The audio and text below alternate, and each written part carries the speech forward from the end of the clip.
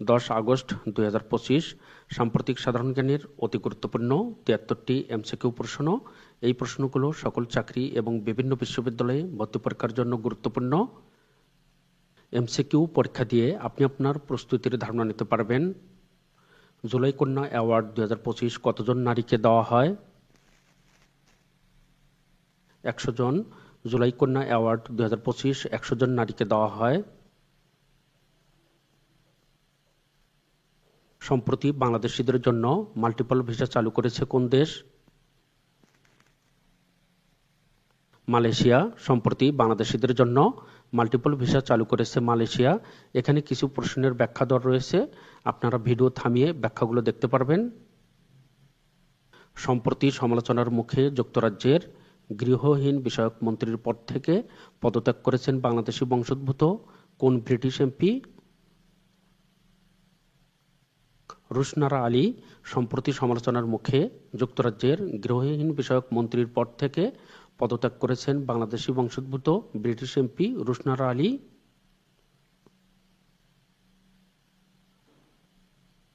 Milestone School and কলেজের শিক্ষিকা মাহিরিন চৌধুরীর নামে কোন পুরস্কারটি প্রবর্তন করার সিদ্ধান্ত হয়েছে? Mahirin Chowdhury award for outstanding services. Milestone School and কলেজের শিক্ষিকা মাহিরিন চৌধুরীর নামে Mahirin Chowdhury award for outstanding services পুরস্কারটি প্রবর্তন করার সিদ্ধান্ত নিয়েছে সরকার। হু এর বর্তমান সদস্য দেশ কতটি? 194টি। হু এর বর্তমান সদস্য দেশ 194টি। সর্বশেষ সদস্য দক্ষিণ সুদান। বর্তমানে বিশ্বের 20টি পরিবেশ বান্ধব কারখানার মধ্যে বাংলাদেশে রয়েছে কতটি? 18টি। বর্তমানে বিশ্বের 20টি পরিবেশ বান্ধব কারখানার মধ্যে বাংলাদেশে রয়েছে 18টি। বর্তমানে দেশে পরিবেশ বান্ধব কারখানার সংখ্যা 253টি। বর্তমানে দেশের লেদার ওয়ার্কিং গ্রুপের সনদপ্রাপ্ত প্রতিষ্ঠানের সংখ্যা কতটি? 8টি। বর্তমানে দেশের লেদার ওয়ার্কিং গ্রুপের সনদপ্রাপ্ত প্রতিষ্ঠানের সংখ্যা 8টি। আন্তর্জাতিক আদিবাসী দিবস কবে পালন করা হয়? 9 আগস্ট। আন্তর্জাতিক আদিবাসী দিবস 9 আগস্টের তারিখে পালন করা হয়। বিশ্বে প্রথমবারের মতো চীনের বিশ্ববিদ্যালয়ে পিএইচডি প্রোগ্রামে ভর্তি হওয়া রোবটের নাম কি? শুয়েবা 01।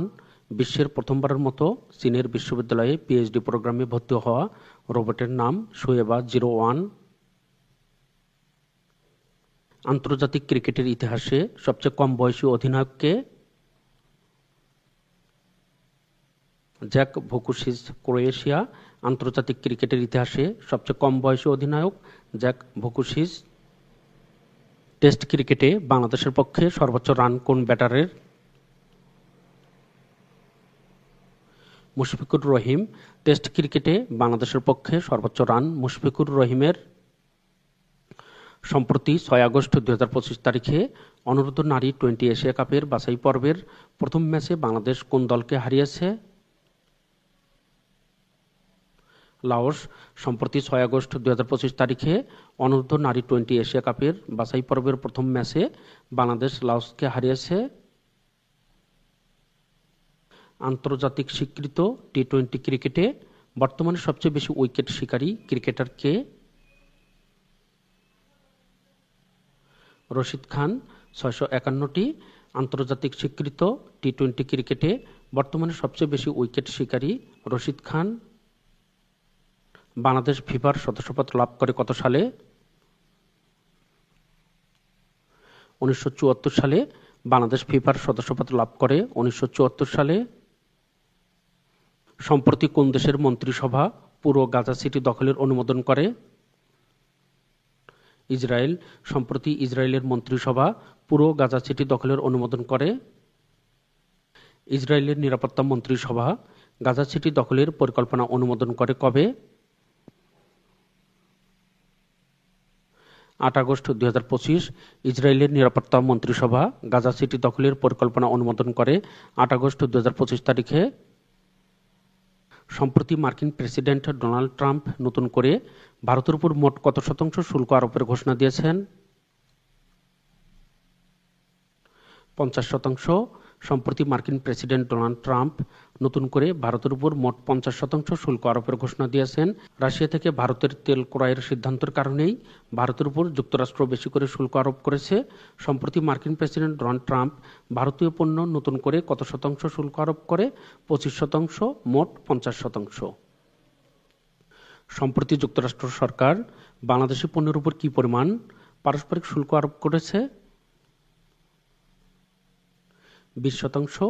সম্প্রতি যুক্তরাষ্ট্র সরকার বাংলাদেশি পণ্যের উপর 20% পারস্পরিক শুল্ক আরোপ করেছে। মোট 35% শুল্ক দিতে হবে, পূর্বে ছিল 15%, বর্তমানে 20%। সম্প্রতি ব্রাজিলের উপর আরোপ করা যুক্তরাষ্ট্রের 50% শুল্ক হার কার্যকর হয় কবে? 6 আগস্ট 2025। সম্প্রতি ব্রাজিলের উপর আরোপ করা যুক্তরাষ্ট্রের 50% শুল্ক হার কার্যকর হয় 6 আগস্ট 2025 তারিখে। বিশ্বের সবচেয়ে বেশি বাঘের আবাসস্থল কোথায়? ভারতে। বিশ্বের সবচেয়ে বেশি বাঘের আবাসস্থল ভারতে। বর্তমানে বিশ্বে বাঘের সংখ্যা কতটি? 5574টি।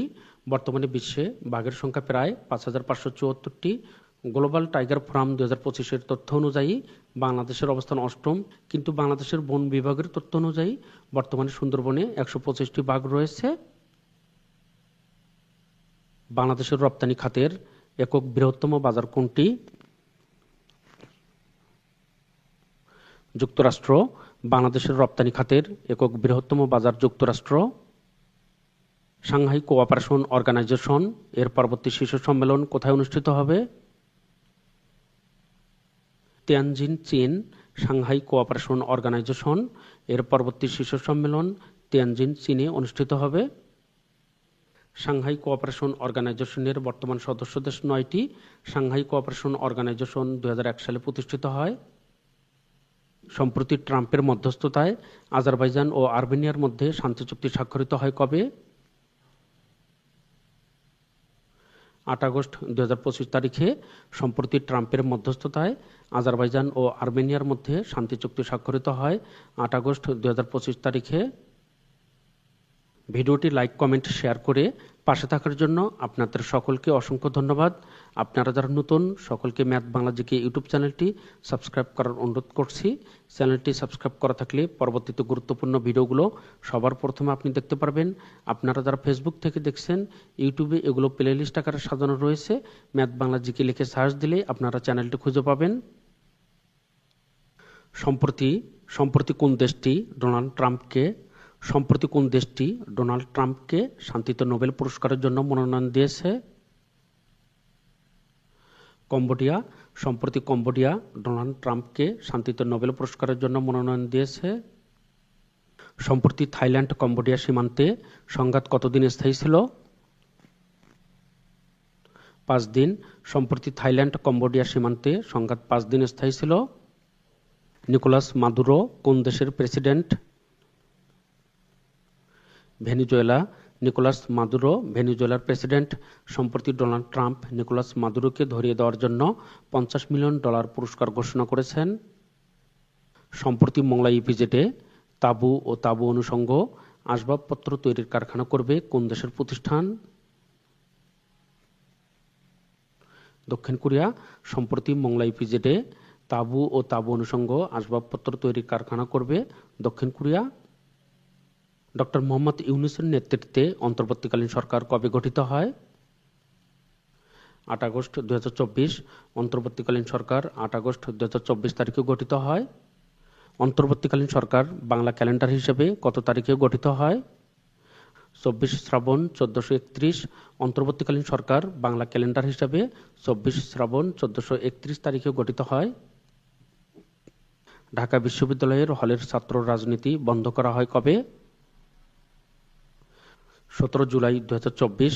ঢাকা বিশ্ববিদ্যালয়ের হলের ছাত্র রাজনীতি বন্ধ করা হয় 17 জুলাই 2024 তারিখে। আদেশটি পুনর্বহাল করা হয় 8 আগস্ট 2025 তারিখে।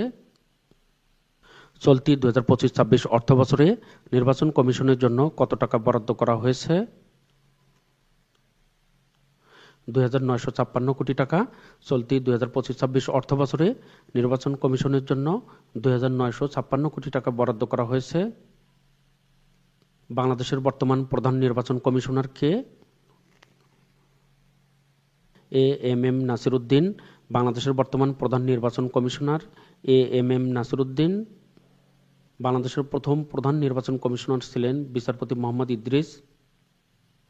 7 আগস্ট 2025 পর্যন্ত বৈদেশিক মুদ্রার রিজার্ভ দাঁড়িয়েছে কত billion dollar? 30.5 billion dollar. 7 August 2025 পর্যন্ত বৈদেশিক মুদ্রার রিজার্ভ দাঁড়িয়েছে 30.5 বিলিয়ন ডলার। বাংলাদেশের রাজস্ব আদায়কারী সর্বোচ্চ প্রতিষ্ঠান কোনটি? NBR। বাংলাদেশের রাজস্ব আদায়কারী সর্বোচ্চ প্রতিষ্ঠান NBR। বিশ্বের শীর্ষ ইউরেনিয়াম উৎপাদনকারী দেশ কোনটি? কাজাখস্তান। বিশ্বের শীর্ষ ইউরেনিয়াম উৎপাদনকারী দেশ কাজাখস্তান। বিশ্বের শীর্ষ খেজুর উৎপাদনকারী দেশ কোনটি? মিশর। বিশ্বের শীর্ষ খেজুর উৎপাদনকারী দেশ মিশর। খেজুর উৎপাদনে দ্বিতীয় অবস্থানে রয়েছে সৌদি আরব। ঢাকার বাহিরে প্রথম পররাষ্ট্র মন্ত্রণালয়ের আঞ্চলিক দপ্তর কোথায় হবে? চট্টগ্রাম। ঢাকার বাহিরে চট্টগ্রামে প্রথম পররাষ্ট্র মন্ত্রণালয়ের আঞ্চলিক দপ্তর হবে। বাংলাদেশের দ্বিতীয় রামসার সাইট হিসেবে স্বীকৃত কোন হাওর? টাঙ্গুয়ার হাওর। বাংলাদেশের দ্বিতীয় রামসার সাইট হিসেবে স্বীকৃত টাঙ্গুয়ার হাওর। চতুর্থ বে অফ বেঙ্গল কনভারসেশন 2025 কোথায় অনুষ্ঠিত হবে? ঢাকায় 22 থেকে 24 নভেম্বর।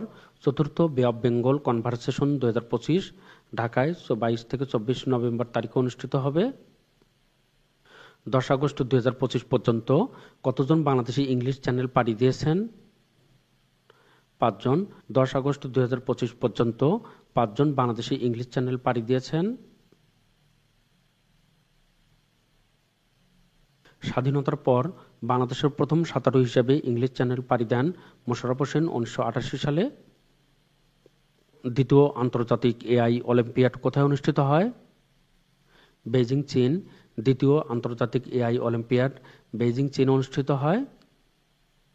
জাতিসংঘের 2024 সালের তথ্য অনুযায়ী বিশ্বের সবচেয়ে বেশি গড় আয়ুর দেশ কোনটি? মোনাকো।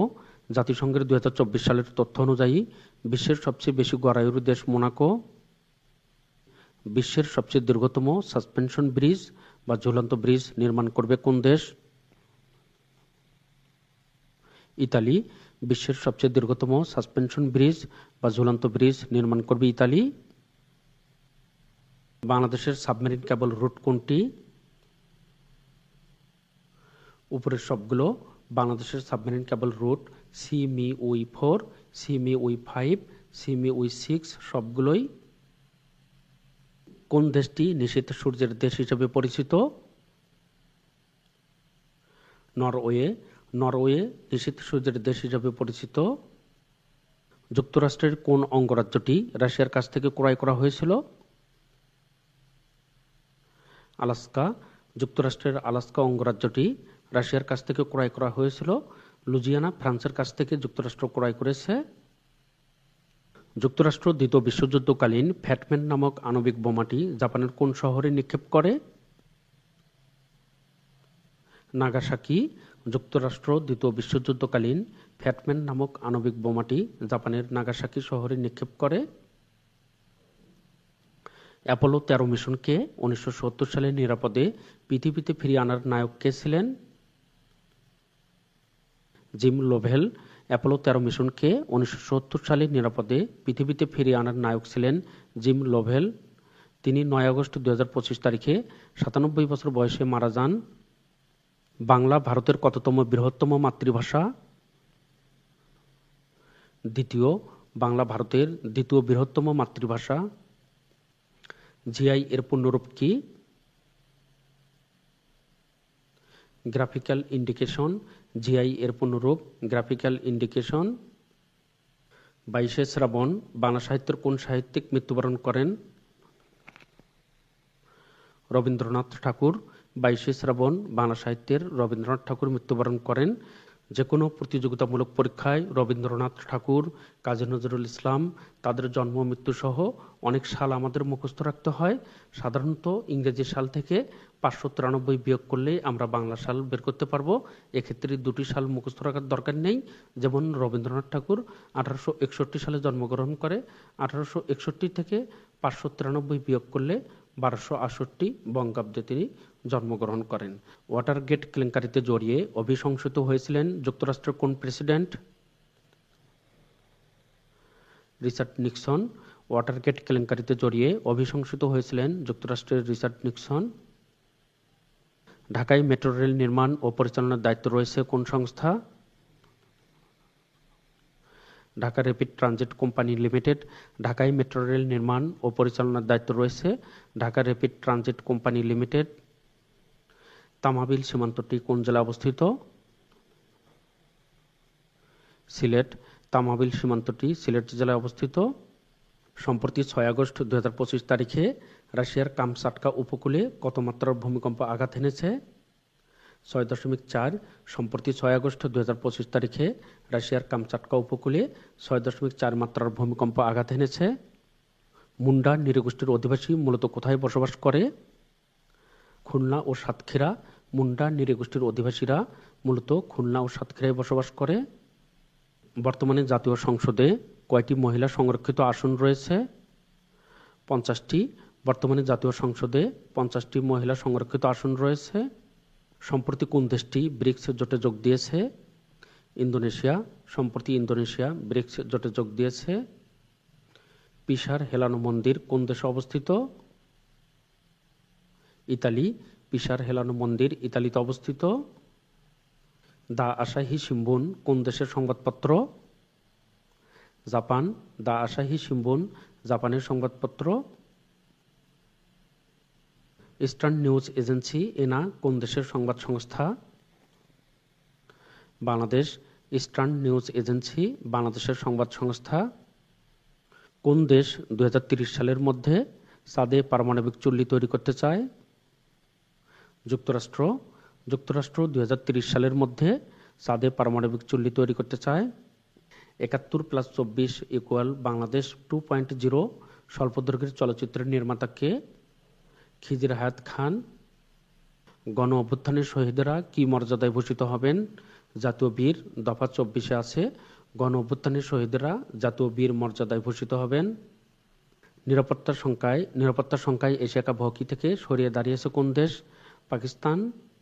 সম্প্রতি কোন রাষ্ট্রদূত প্রধান উপদেষ্টাকে জুলাই গণঅভ্যুত্থান নিয়ে নিজের লেখা গান উপহার দিয়েছেন? ঢাকায় নিযুক্ত নেদারল্যান্ডস দূতাবাসের বিদায়ী মিশন প্রধান আন্দ্রে কাস্টেন্স। বিশ্বের প্রথম শহর হিসেবে উড়ন্ত ট্যাক্সি পরিষেবা চালু করতে যাচ্ছে দুবাই। বিশ্বের প্রথম শহর হিসেবে উড়ন্ত ট্যাক্সি পরিষেবা চালু করতে যাচ্ছে দুবাই। জুলাই গণঅভ্যুত্থানে শহীদ হয়েছেন কতজন শিশু? 133 জন। সম্প্রতি কোন দেশ চীন পাকিস্তানের সঙ্গে সিল্ক রুটে যুক্ত হতে আগ্রহ প্রকাশ করেছে? ইরান।